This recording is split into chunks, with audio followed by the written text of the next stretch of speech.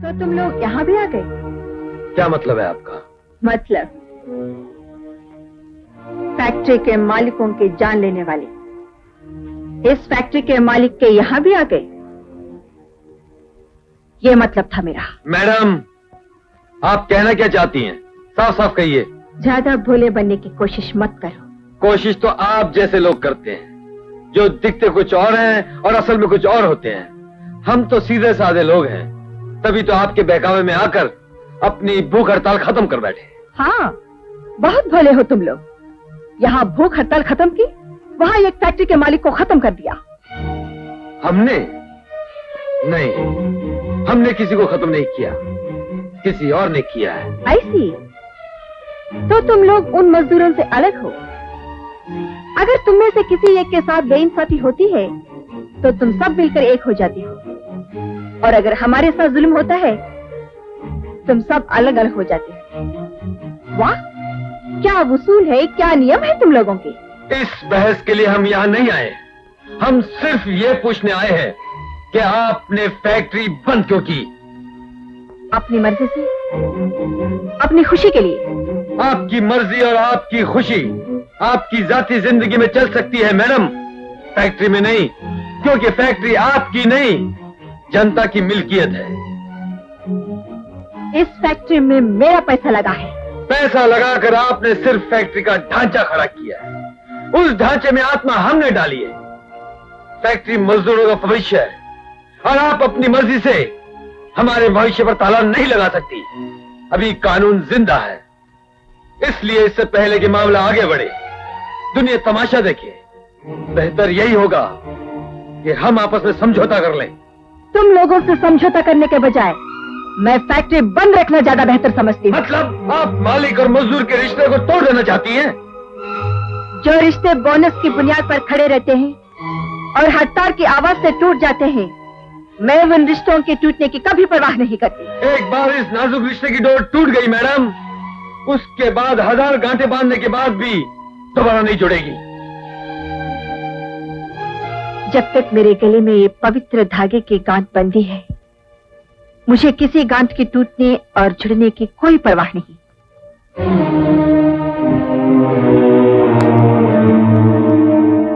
Mister Ram, ये court के कागजात हैं। लीडर होने की हैसियत से आप इन कागजात पे साइन कर दीजिए।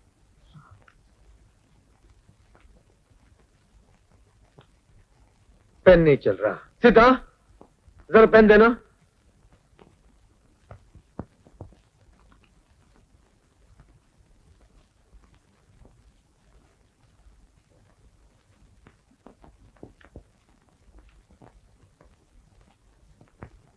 Thank you.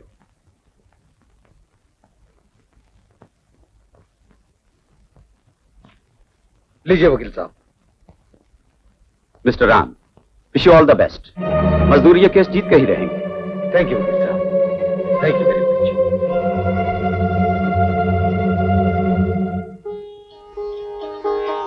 सुनिए,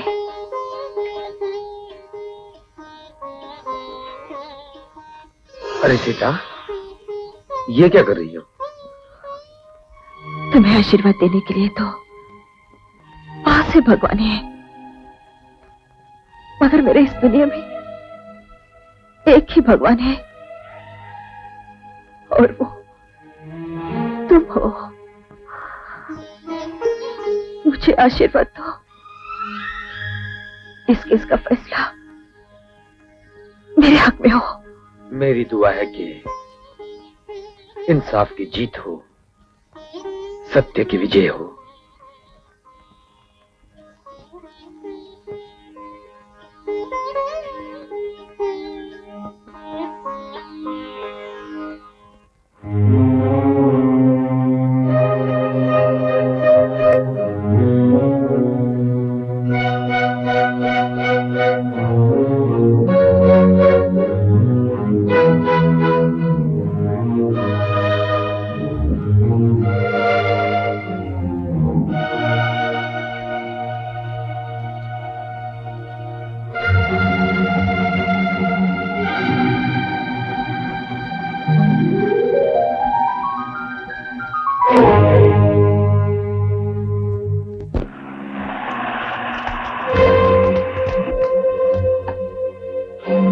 ये सब क्या है?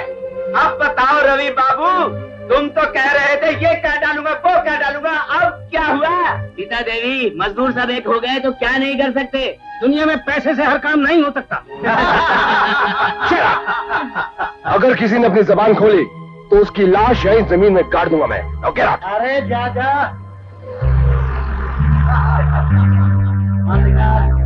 राम भैया जिंदाबाद, राम भैया जिंदाबाद, राम भैया जिंदाबाद, राम भैया जिंदाबाद, राम भैया जिंदाबाद, राम भैया।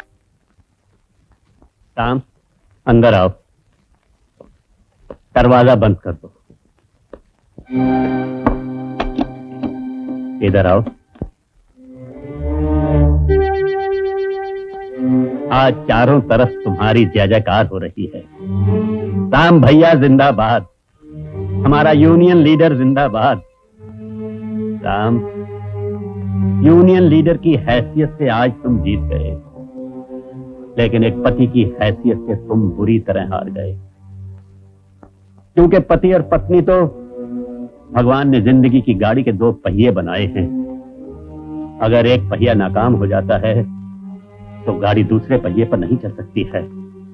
मतलब ये कि दूसरा भी नाकाम हो जाता है। इसीलिए पत्नी की हार में पति की हार होती है। और पत्नी भी कैसी? सीता जैसी। आज उसके दिल पर क्या बीत रही होगी। तुम्हारी यूनियन के नारे बर्छे बनकर उसके दिल को तोड़ रहे होंगे। इस बारे में मैंने तुमसे कभी कोई बात नहीं की, लेकिन आज कह रहा हूं, फर्ज को जरूर निभाओ, लेकिन इस तरह निभाओ कि घर बर्बाद ना हो। घर को जलाकर दुनिया में उजाला करने की कोशिश ना करो। राम, देखो, मैंने जिंदगी में आज तक तुमसे कुछ नहीं मांगा, आज पहली बार मांग रहा हूं। बहू को वापस ले आओ। आओ बेटा, बहू को घर वापस ले आओ। अदालत फैक्ट्री की मैनेजमेंट को यह हिदायत देती है कि वो मजदूरों को पिछले वर्षों का बोनस पहले दे और साथ में फैक्ट्री बंद करने के मुआवजे में 2-2 साल की तनख्वाह दे। नहीं, नहीं। सीता देवी, मैं किसी हालत में हार नहीं मानूंगी। सीता देवी, मैं उन 2 कौड़ी के मजदूरों से हार मानकर मैं अपना सर कभी नहीं झुकाऊंगी। सीता देवी प्लीज। मैं अपनी दौलत जायदाद में आग लगा दूंगी, लेकिन कोर्ट के कहने पर उन लोगों को कभी नहीं दूंगी, चाहे उसके लिए फांसी क्यों ना हो जाए। सीता देवी, क्या कह रही है आप? पागल हो गए हैं क्या? मैं अभी तक जिंदा हूँ। मेरे होते हुए तुम्हारा कोई कुछ बिगाड़ सकता है क्या? कभी नहीं। मैंने एक बड़े वकील से सलाह की है। मेरे पास कोर्ट के एक्शन का रिएक्शन मौजूद है। हम कोर्ट में ये साबित कर देंगे कि फैक्ट्री आज से 2 साल पहले हमने किसी और को बेच दी है। फैक्ट्री बेचेंगे? क्या करना इस फसाद की जड़ को रखकर? हम फैक्ट्री किसी बड़े सेठ को बेचकर पूरा पैसा कैश में ले लेंगे और कागजात पे आज से 2 साल पुरानी तारीख डाल देंगे। फिर सेठ जाने और वो मजदूर will be totally out of it. ठीक है, बेच डालो फैक्ट्री।